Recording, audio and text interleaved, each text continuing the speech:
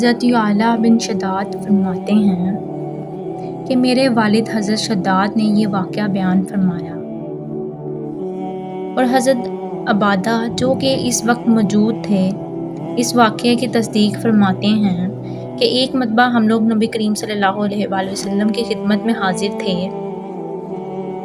رسول اللہ صلی اللہ علیہ وآلہ وسلم نے دریافت فرمایا، کوئی اجنبی غیر مسلم تو مجمع میں نہیں؟ ہم نے عرض کیا کوئی نہیں۔ ارشاد فرمایا دروازہ بند کر دو۔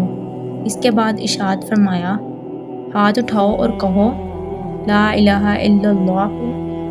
ہم نے تھوڑی دیر ہاتھ اٹھائے رکھے اور کلمہ طیبہ پڑھا، پھر آپ صلی اللہ علیہ وسلم نے اپنا ہاتھ نیچے کر لیا،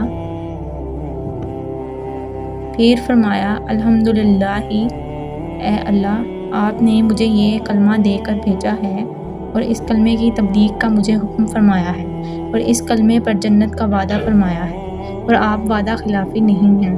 اس کے بعد رسول اللہ صلی اللہ علیہ وسلم نے ہم سے ارشاد فرمایا خوش ہو جاؤ، اللہ تعالیٰ نے تمہاری مغفرت فرما دی ہے۔